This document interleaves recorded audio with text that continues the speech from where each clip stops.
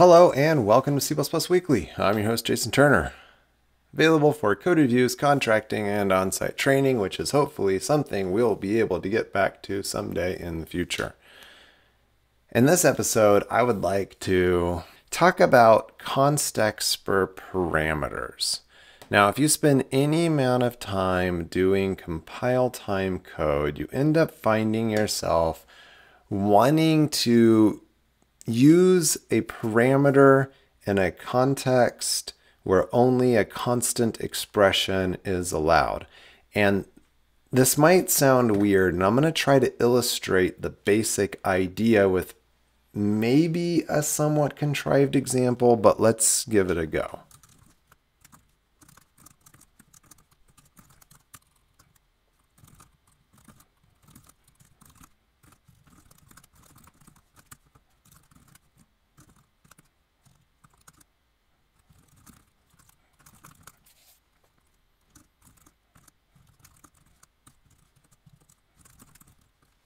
You find yourself trying to do something that is the equivalent of this.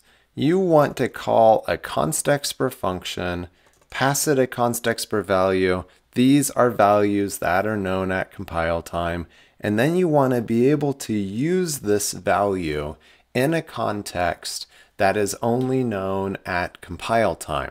Now, you probably don't find yourself doing code exactly like this because this is, after all, a little weird. But you find yourself doing something that is the equivalent of this. It is the moral equivalent of it. You probably pass this value to some other function down the road and it needs something that's a constant expression. And you're like, but it is a constant expression. Gosh darn it. How do I get this to work? Because after all, I can create an array of 3 integers. No one cares about that. And this value for x, it is known at compile time. Why can't I use it at compile time? Well, C++ 20 added a feature that is abbreviated as CNTTP. This is a class non-type template parameter. Now, since C++ 98, we've been able to do something like this.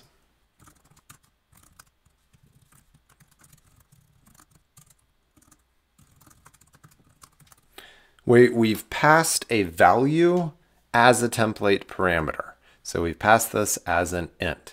And then we got the ability to be able to do auto here. And I believe that came in C++ 17. So no matter what I pass, it's like whatever, it's a value, it's known at compile time. But these things were limited to integrals. I couldn't do it with floating point, and I couldn't do it with any kind of user-defined type until C++ 20. This is the class non-type template parameters.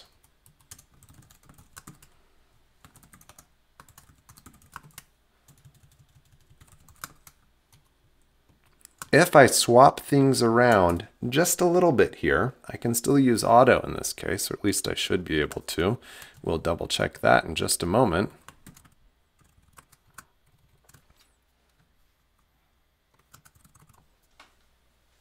So now I am creating a constant expression of my values. I am passing that as a template parameter. This again, a class non-type template parameter. So this thing is a compile time known value. It is effectively a constexpr parameter. The syntax is a little weird. You have to pass all of your compile time known values inside these angle brackets, and then you pass all of your runtime known values inside of the parentheses. It can make using this a little unwieldy. But we can do various things here. I can specify the type of this. I can use auto. I can use a concept.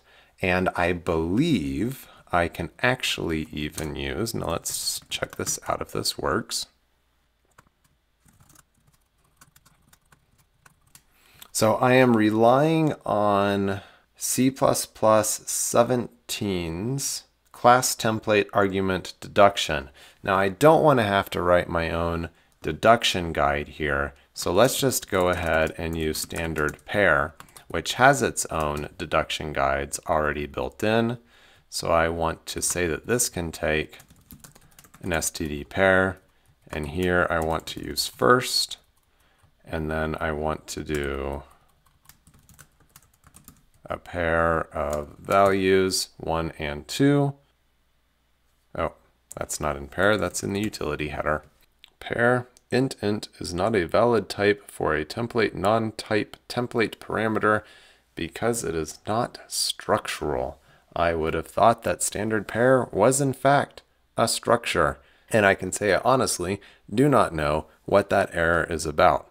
So that looks like something for further investigation, or could possibly be chalked up to the fact that our compilers are limiting in support for these things today. So let's go ahead and swap over to Clang, and you know what? I'm probably just going to leave that error hanging because we're going to get over here. Argument deduction not allowed in template parameter. Yes, and I believe what we're seeing here is that Clang doesn't actually even have support for this yet. So let's just go ahead and get back to the known working version.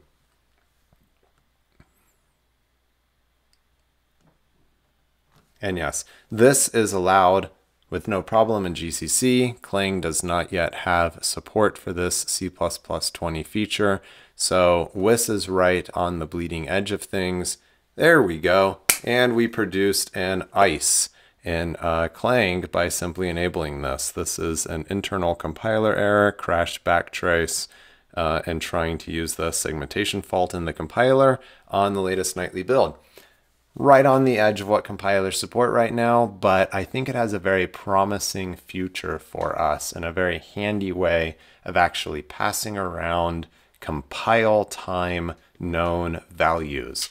You just might have to wait for it a little bit longer. So thanks for watching this episode of C++ Weekly.